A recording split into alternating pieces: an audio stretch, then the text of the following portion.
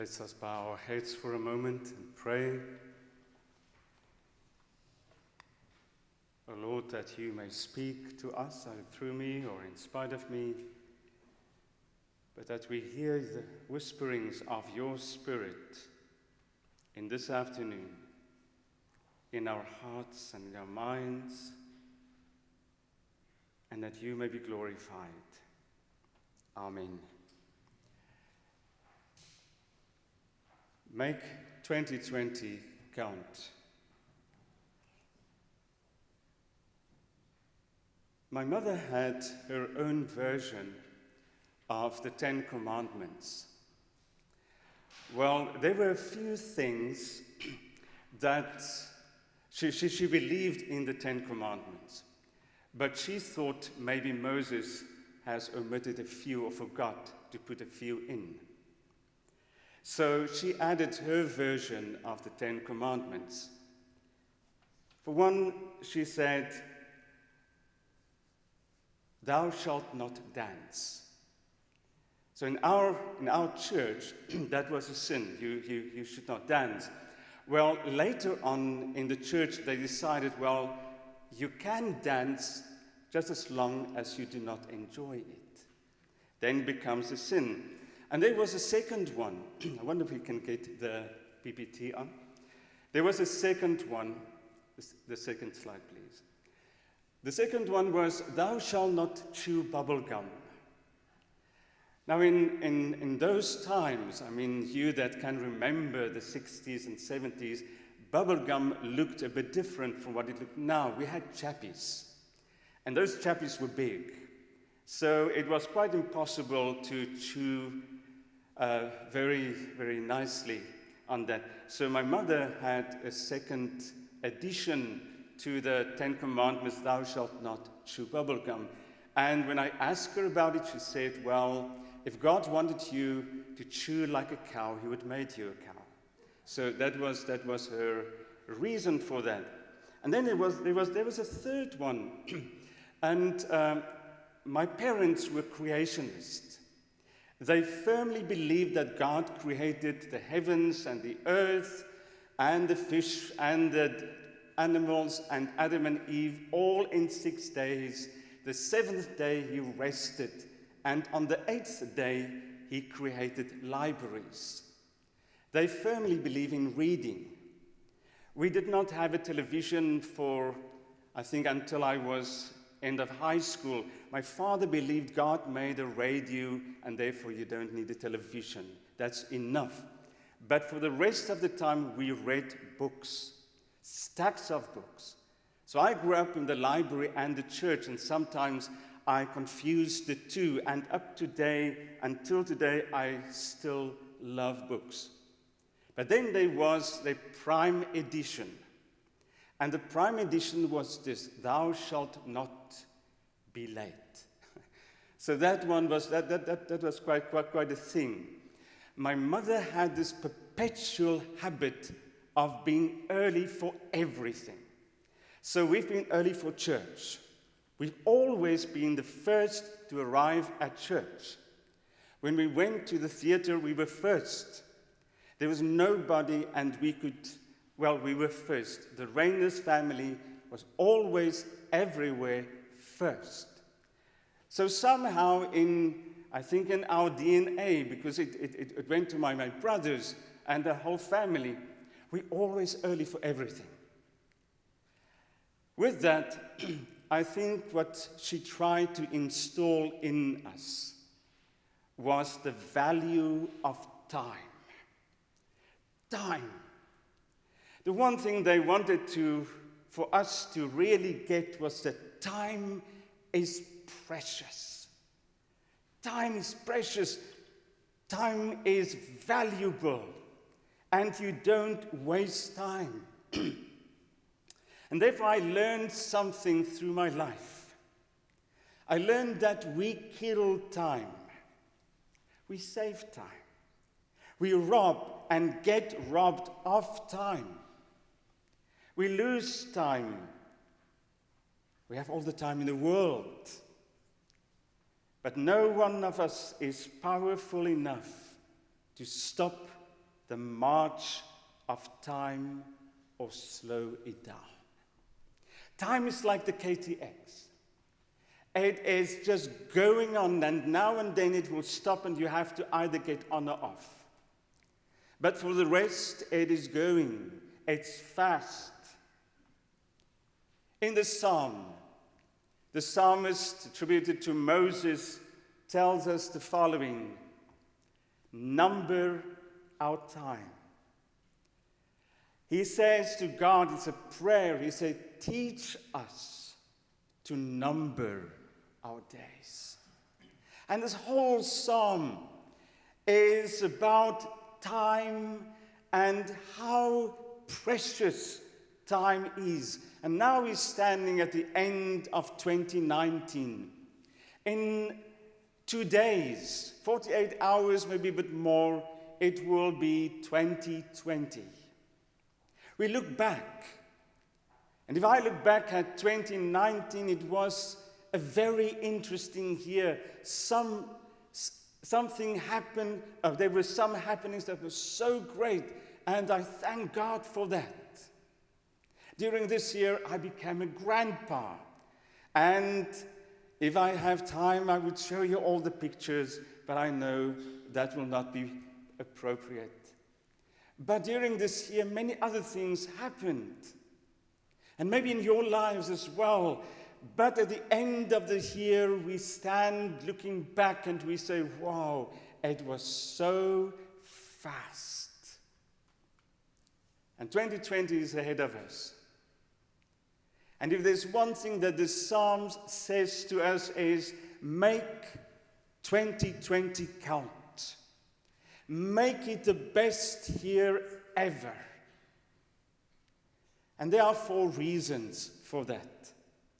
Moses reflects on time and he identifies 4 realities. The first reality is that time is short. Time is very short. In verse 3 to 6, he ponders about the shortness of time. Time is like a leaf. Time is like a flower.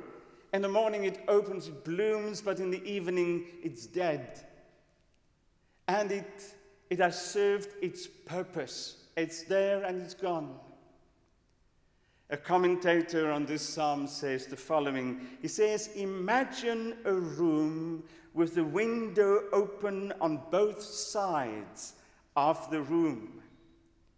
And then imagine a bird flies in the one window and out the other window. He says that's the picture of our lives. Fleeting. It's fast.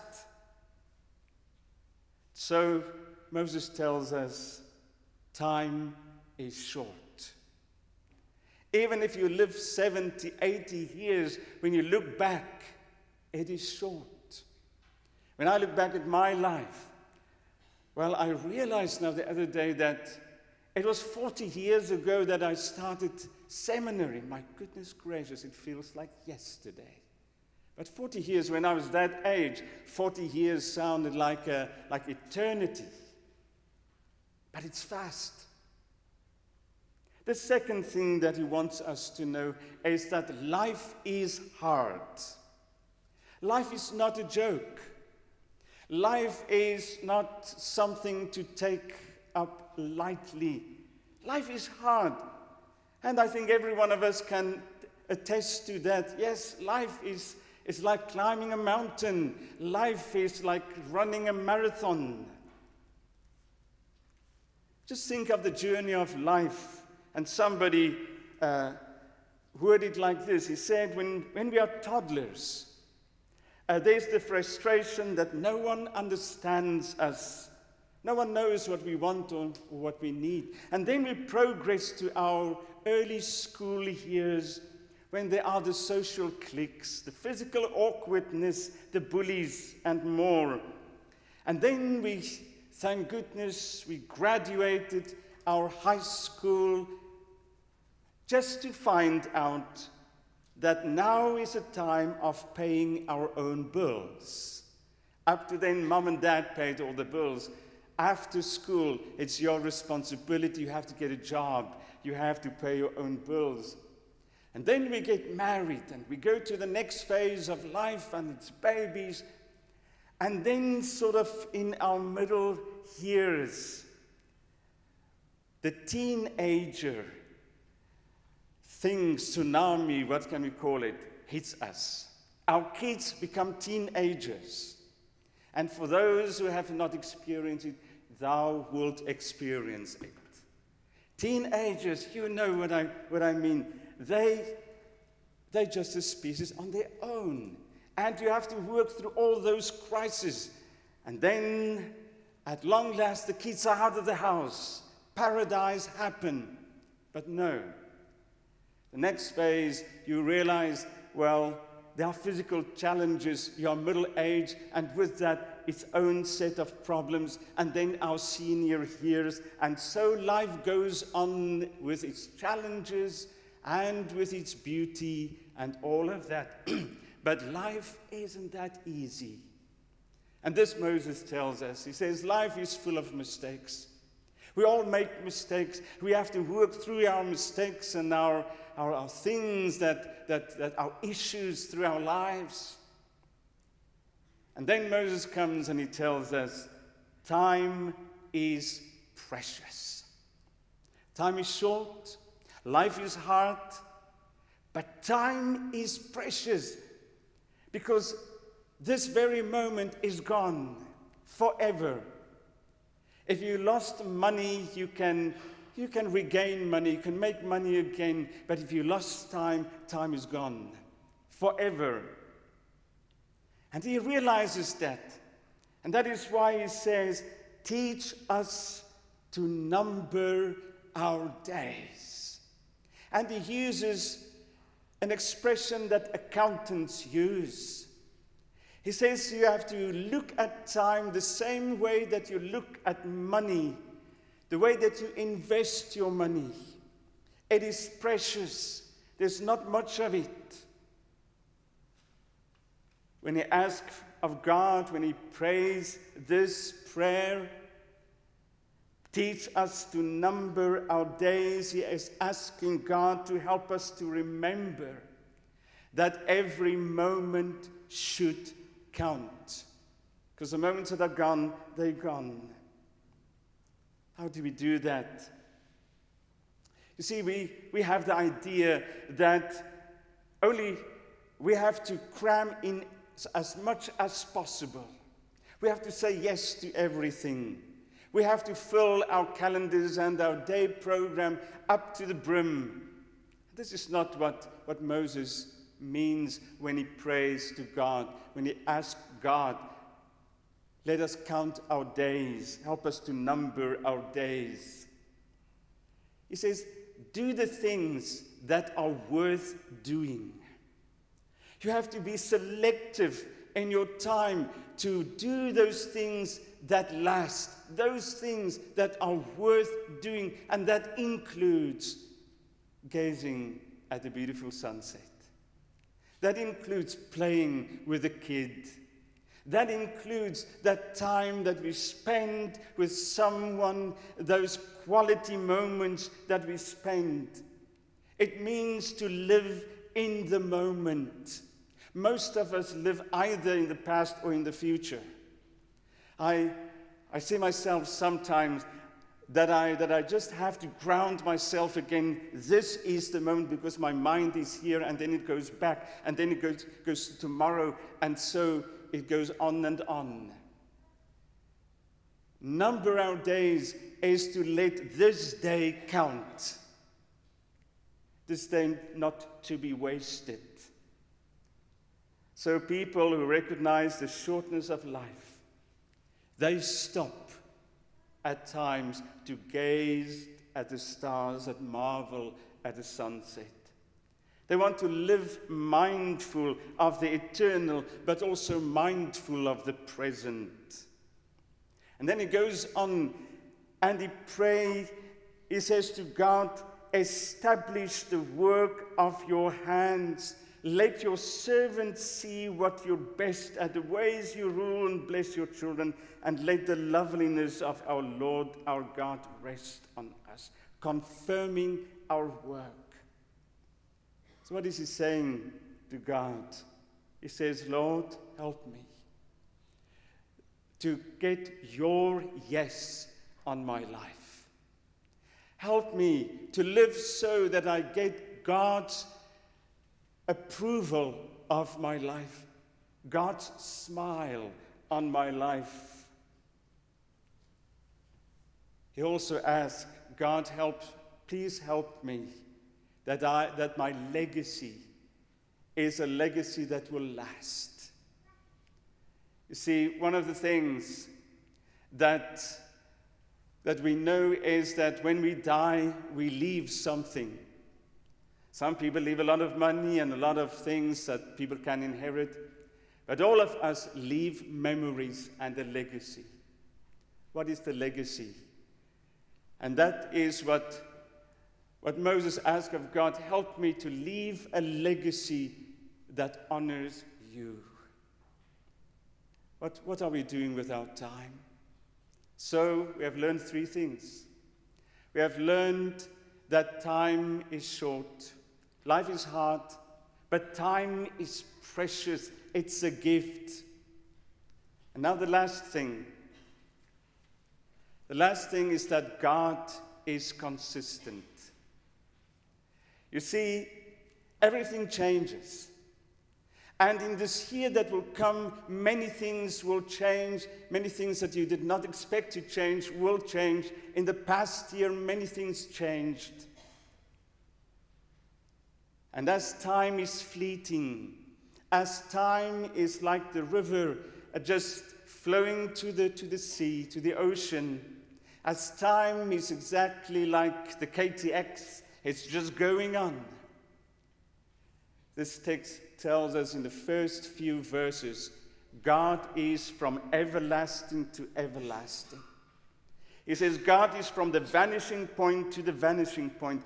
Everything changes but God. And that's so important. Because when everything changes, we need that anchor. We need that point of not change. We need that rock in our lives that we know we can return to the rock. The love of God never changes. In this coming year, God's love for you will not change. In this coming year, God's grace will not change. What God feels about you will not change. Who God is will not change. And that is that one constant in an ever-changing flow of time. God is the constant one. God is the rock. When hardships will be coming your way, God will still be the provider. When things change in your life, God will still be the one that says, come to me and rest in me. When there are storms in your life, God will say, I'm still the harbor, the safe harbor that you can come into and rest. I will be there always. When I was a child, in our church, we love to sing choruses and old hymns. I love the old hymns. And there was this old hymn. I remember when I went to seminary, I had a German professor. He was actually our Greek professor, but at some point I wanted to learn German. And this was the very, very first song in German that he taught me. It was a beautiful old chorus. Gestern, heute und für immer. Yesterday, today, forever. Jesus is the same. All may change, but Jesus never. Glory to his name. Glory to his name. all may change, but Jesus never. And I want to give this to you as hope for the new year. Yesterday, today, and tomorrow, Jesus is the same. All may change, and some things will change, but Jesus never. Amen.